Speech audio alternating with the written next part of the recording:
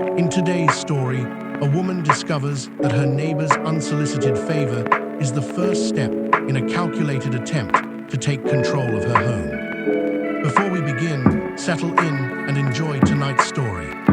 My neighbor paid my electricity bill without asking. The first sign that something was wrong was the word paid. I was standing in my kitchen on a Monday morning, trying to clear an overdue electricity notice before work, when the supplier's website showed a zero balance. The bill had been £186.42 the night before. I had not paid it. At first, I assumed the payment had come from my direct debit, even though I had cancelled that arrangement months earlier after changing banks. Then I opened the transaction details. The payment had been made by card at 8:14 on Sunday evening. The cardholder name was listed as D. Mercer. Daniel Mercer lived next door. I went outside before I had time to think through how strange that was. Daniel was loading tools into the back of his van. He was in his late 50s, broad-shouldered, permanently flushed, and always dressed as if he had just paused halfway through repairing something. "Did you pay my electricity bill?" I asked. He did not look surprised. "Yeah," he said. "You're welcome." I told him I had not asked him to. He closed the van door and smiled in a way that suggested I was being difficult for no reason. "The company sent the reminder to mine," he said. "Same supply line. I didn't want them cutting anything off." Our houses were a pair of old cottages that had once belonged to the same farm. They shared a stone wall, a narrow driveway entrance, and very little else. "We don't have the same electricity account," I said. "Not the same account, same incoming line. That still doesn't explain why you paid my bill." Daniel shrugged. "It was under 200 quid, pay me when you can." I told him I could pay him immediately, but he said not to worry about it. When I insisted, he became almost offended. "Honestly," he said, "I was trying to be neighborly. That should have been the end of it." I transferred the exact amount to the bank details he eventually gave me, took a screenshot, and called the electricity supplier from my office. The advisor confirmed that a third party could make a card payment against an account if they knew the account number and postcode. I asked how Daniel could have known my account number. She could not answer that. The number was not printed on the outside of the reminder envelope. It appeared only inside the letter and on my online account. When I got home, the reminder was no longer on the small table beneath my letterbox. I searched the recycling, my work bag, and the kitchen drawer where I usually put unopened post. It was gone. I changed my account password that evening and enabled paperless billing. Then I checked the camera above my front door. I had installed it after a parcel went missing the previous winter. It covered the doorstep and the lane, but not the inside of the house. The electricity company told me my neighbor could only have paid my bill if he knew my private account number. That number had been printed inside a reminder letter delivered to my house. When I searched for the letter, it was gone. Then I checked my door camera and saw my neighbor walking away with a folded white envelope. The full recording showed the electricity reminder being pushed through my letterbox on Thursday afternoon. Daniel appeared 40 minutes later. He walked past my cottage, stopped, and looked directly at the envelope through the narrow glass panel beside my door. Then he knocked. I had been at work. He knocked again, waited, and stepped out of view. Nothing on the recording showed him entering. The door remained closed. But 6 minutes later, Daniel walked back toward his own house holding the folded envelope. The image was not sharp enough to show the address. I saved the footage anyway. The following morning, I found a note under my windscreen wiper. It was written in Daniel's blocky handwriting. "Could you sign the attached confirmation, just correcting the utility records? No cost to you." Behind the note was a printed form from our electricity supplier. It asked me to confirm that both cottages received power through a shared meter installation and that Daniel was the primary account contact for the supply address. Neither statement was true. I carried the form next door. Daniel opened the door after I had knocked 3 times. His hallway was full of stacked flooring, paint tins, and boxes of plumbing fittings. "What is this?" I asked. He glanced at the form. "Administrative rubbish. It says you're the primary contact for my electricity, for the incoming supply.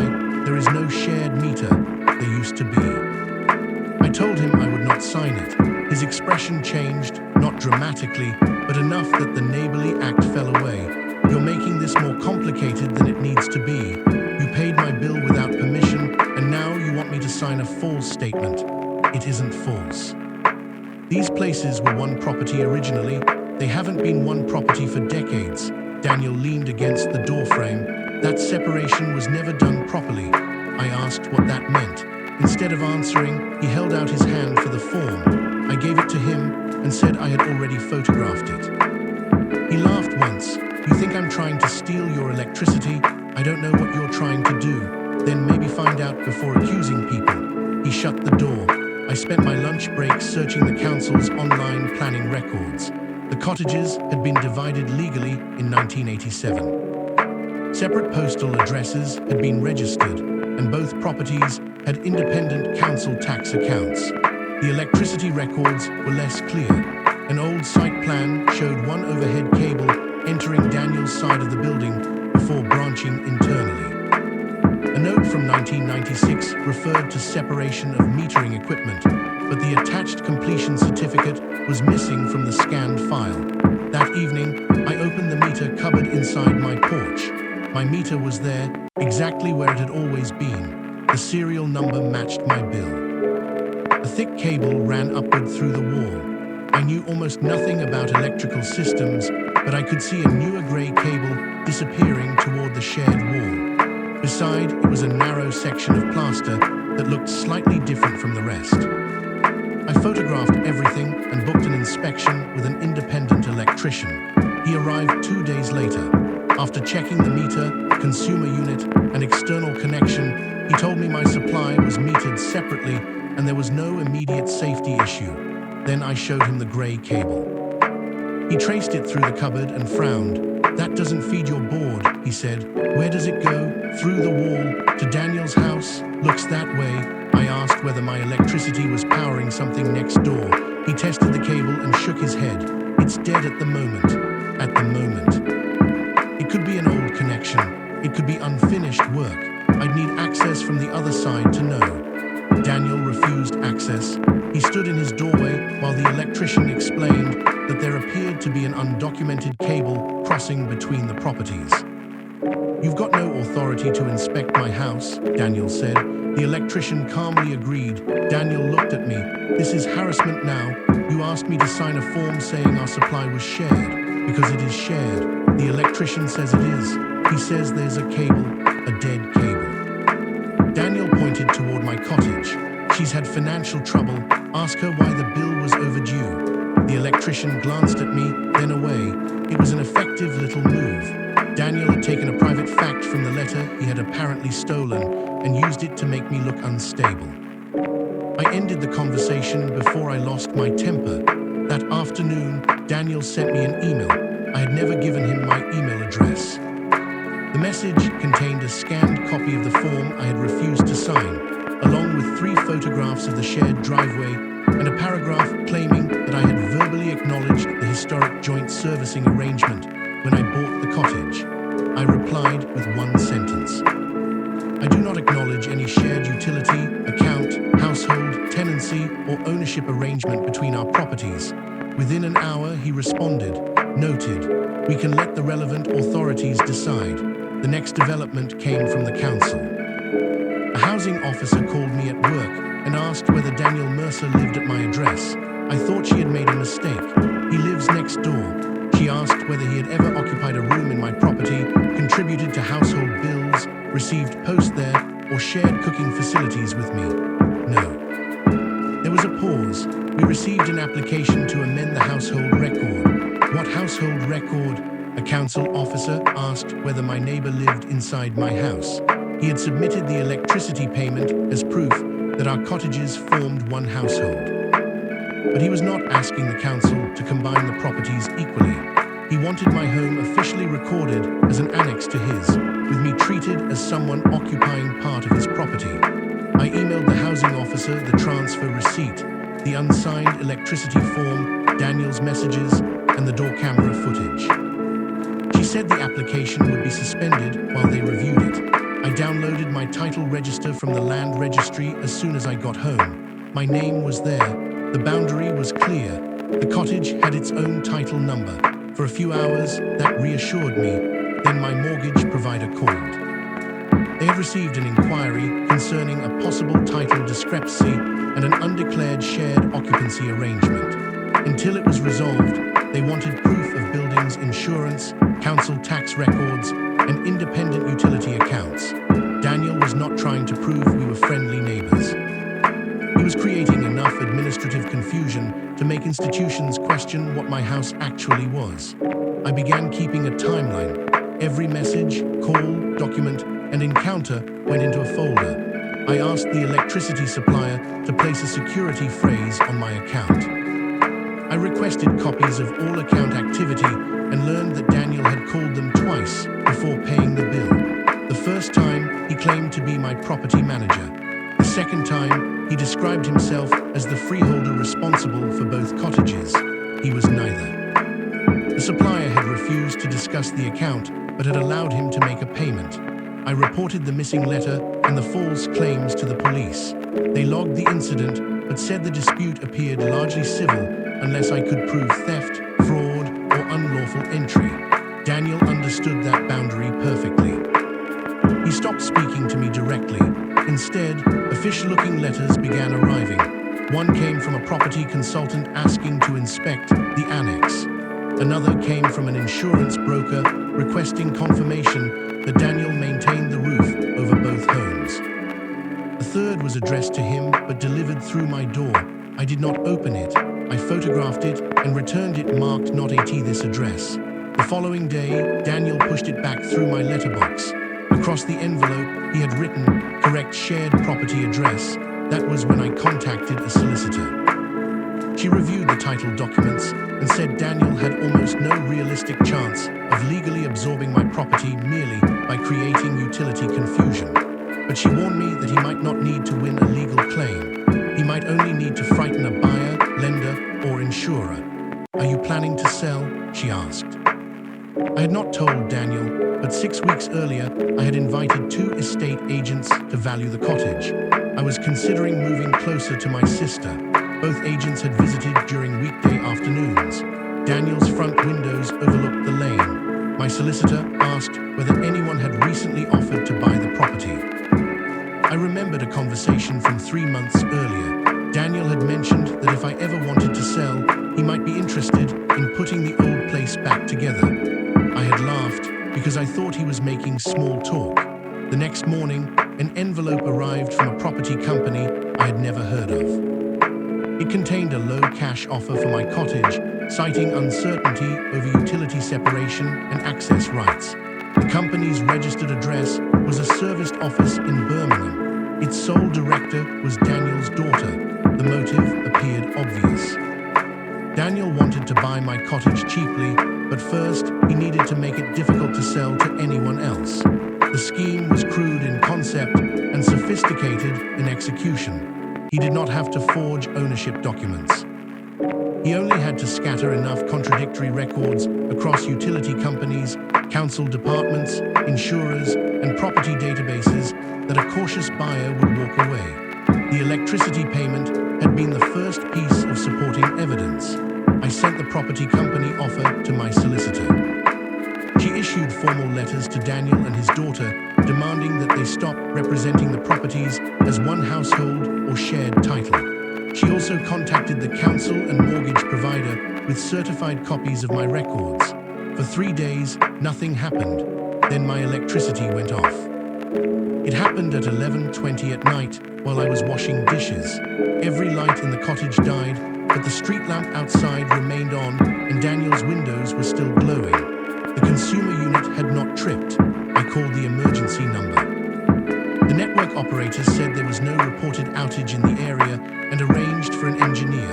Before the engineer arrived, I heard movement inside the meter cupboard, not from the porch, from behind the wall. There was a scrape, followed by a metallic click. I stood in the hallway holding my phone, recording. The electricity came back on. The engineer arrived 40 minutes later and inspected the supply. He found no fault outside, but when he opened the meter cupboard, he noticed fresh marks around the dead grey cable. Someone had recently disturbed it. He could not legally enter Daniel's property, but he isolated the cable on my side and fitted a seal around the accessible connection point. The next morning, Daniel was waiting beside my car. "You had someone tampering with the shared line," he said. "My electricity was cut." "Exactly. Because your electrician interfered with it. The cable was dead." "Not anymore." He had said it too quickly. I took out my phone. "Can you repeat that?" Daniel stepped closer. "You've got no idea what you're doing to these houses." "Then explain it." "They were built as one system. One water feed, one drainage route, one roof structure, one electrical intake. You can wave separate title numbers around, but physically, your house depends on mine." I asked whether he had turned my electricity off. He did not answer.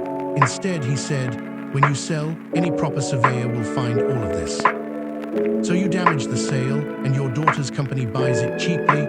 His face tightened. That offer was generous. I had expected denial. His answer was better than a confession. I sent the recording to my solicitor. Daniel responded with a countermove the same afternoon. He reported me for stealing electricity. An investigator from the supplier arrived to inspect the meter. Daniel had alleged that I was bypassing it through a cable connected to his property. The grey cable, the one that entered my wall and crossed into his house. The investigator removed the seals, tested the line, photographed the installation, and asked repeatedly who had installed it. I told him I did not know. Then he found current flowing through it. The cable was no longer dead.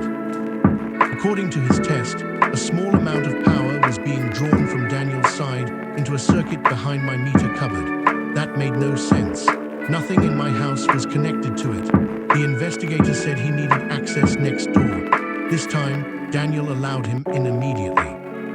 20 minutes later, the investigator returned with a grim expression. The cable ran into Daniel's utility room and connected to a switchable supply.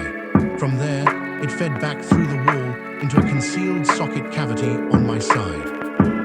Someone had designed it so electricity could be sent from Daniel's house into a hidden section of mine. Daniel claimed I had installed it. The investigator asked how I could have installed equipment inside Daniel's utility room. Daniel said I had access years earlier during renovation work. I had owned my cottage for 4 years. The installation appeared much older. For the first time, Daniel looked uncertain. The investigator disconnected the line completely and told both of us that the matter would be referred for technical review. As he packed his tools, he quietly asked me whether there had been previous disputes involving the property. I told him everything. He looked toward Daniel's house. "Ask your solicitor for the historic meter point records," he said. "Not just yours, both addresses." Those records changed my understanding of the entire situation. Daniel had not created the shared cable problem to support his claim. The cable problem already existed, and he was trying to control what happened when someone discovered it. The archived records showed irregular readings at both cottages going back more than 15 years. Before I bought my home, Daniel had repeatedly reported faults, requested meter replacements, and disputed consumption figures.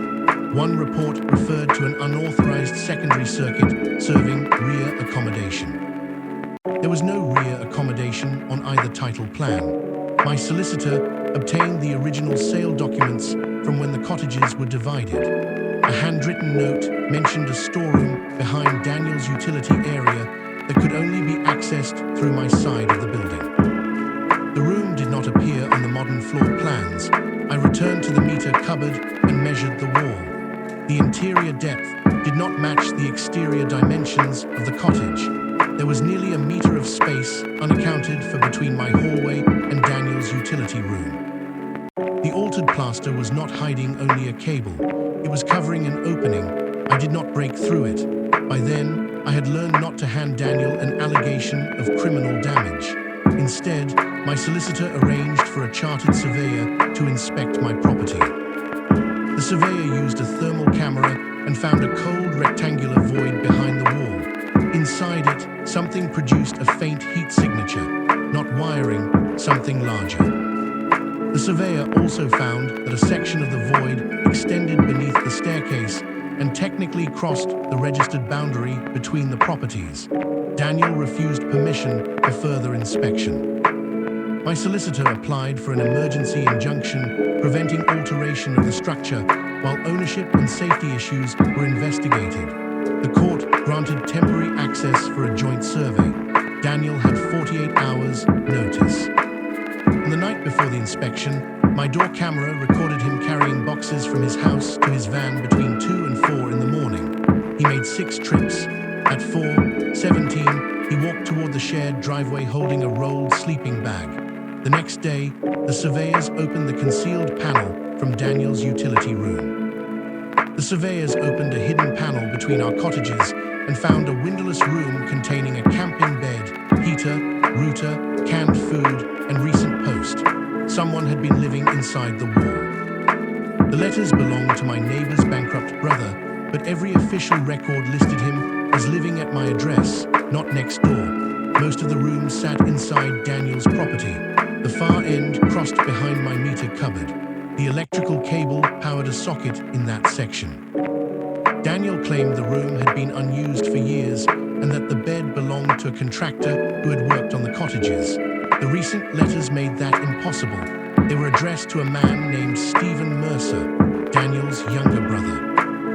According to public records, Stephen had been declared bankrupt 7 years earlier. He had no registered address, no current employment, and several outstanding judgments against him. But his name appeared in historic electoral records at my cottage. Everything Daniel had done served 2 purposes.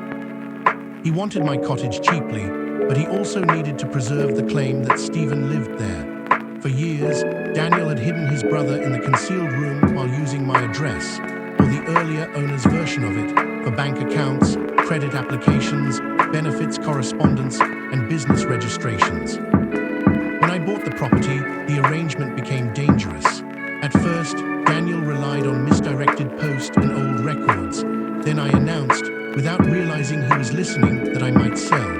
A thorough survey could expose the room, the cross-boundary wiring, and the false residency trail. Daniel's solution was to make the connection between the properties appear legitimate. If he could establish that the cottages had always functioned as one household, Stephen's use of my address could be described as an administrative consequence of a shared building rather than deliberate deception. Paying my electricity bill connected Daniel financially to my address. The form would have made him the primary contact. The council application would have classified my home as his annex. And the low offer from his daughter's company would have let him acquire the cottage before an outside buyer examined anything too closely. The plan was not perfect. It only had to be confusing enough to keep everyone arguing about property history instead of asking who had been living in the wall. Daniel still had one advantage. Most of the evidence was administrative, and he could claim it resulted from the cottage's unusual construction. My solicitor warned me not to expect a dramatic arrest, so I decided to force a clear answer. The surveyors had photographed the hidden room before Daniel removed anything. Among the documents was a recent broadband invoice for the router, registered to Stephen at my address. The router was still active. With legal advice, I contacted the provider's fraud department and reported that an account had been opened using my address without permission. I did the same with every company visible on the envelopes: a bank, an insurance company, a vehicle finance provider, and 2 debt collection agencies. Then I wrote one letter to Daniel. It said the survey had established that the concealed room crossed the legal boundary and that I intended to seek an order requiring its removal. It also said I would not sell the cottage to his daughter's company under any circumstances. I expected anger. Instead, he offered me money.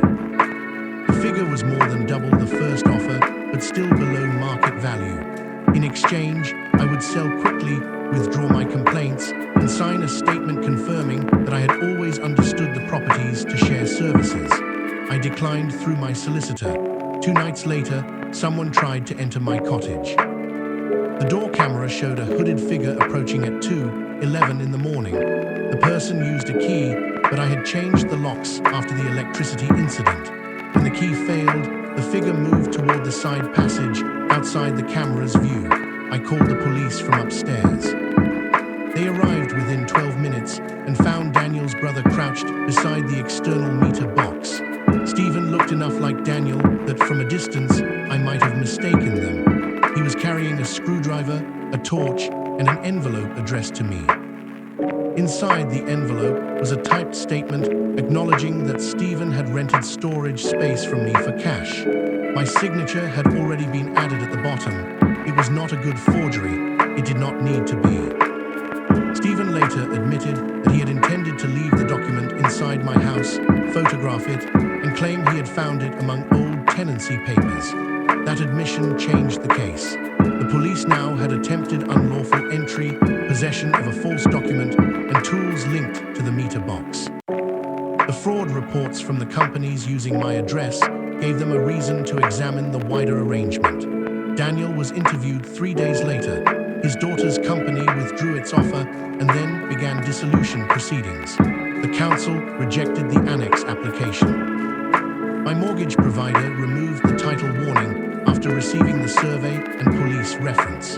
The electricity supplier confirmed in writing that my meter point was independent and added restrictions preventing third-party payments without additional verification. The concealed room took longer to resolve.